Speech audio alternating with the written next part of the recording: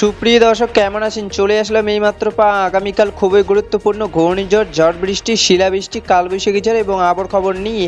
দর্শক, আজকে ভিডিওতে জানিয়ে দেবো আগামীকাল 24 ঘন্টায় কেমন হওয়ার সম্ভাবনা রয়েছে বাংলাদেশে 8টি বিভাগে 64 জেলা আবহাওয়া পরিস্থিতি, এবং আরও জানিয়ে দেবো পশ্চিমবঙ্গে কোথাও কোনো বৃষ্টিপাতের সম্ভাবনা আছে কি না। দর্শক, আপনি যদি আমাদের চ্যানেল নতুন দর্শক হয়ে থাকেন তাহলে চ্যানেলটিকে সাবস্ক্রাইব করে পাশে থাকা বেল আইকনটি অন করে দিন।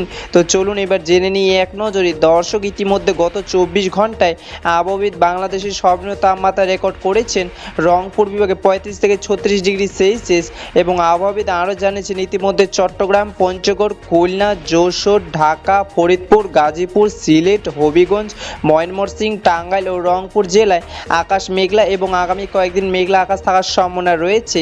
এবং পশ্চিমবঙ্গে আবহাওয়া দপ্তর সর্বনিম্ন তাপমাত্রা রেকর্ড করেছেন হলদিয়া, বর্ধমান এবং রায়গঞ্জে 34 থেকে 35 ডিগ্রি সেলসিয়াস, এবং পশ্চিমবঙ্গে হলদিয়া, খড়গপুর, কলকাতা, বীরভূম, বাঁকুড়া, পুরুলিয়া, আসানসোল, রায়গঞ্জ কয়েকদিন মেঘলা আকাশ থাকার সম্ভাবনা রয়েছে। দর্শক, এবার সরাসরি চলে আসলাম মেঘ বিশিষ্টালয়ের পূর্বাভাস চিত্রে, এবং এই মুহূর্তে দেখতে পাচ্ছি আজ এবং আগামীকাল 24 ঘন্টায় বাংলাদেশে 8টি বিভাগে 64 জেলা আকাশ মেঘলা থাকার সম্ভাবনা রয়েছে।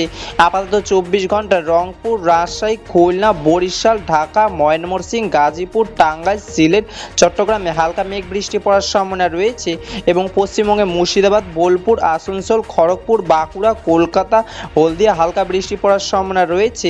1 মে 2026 শুক্রবার খবর। ধন্যবাদ।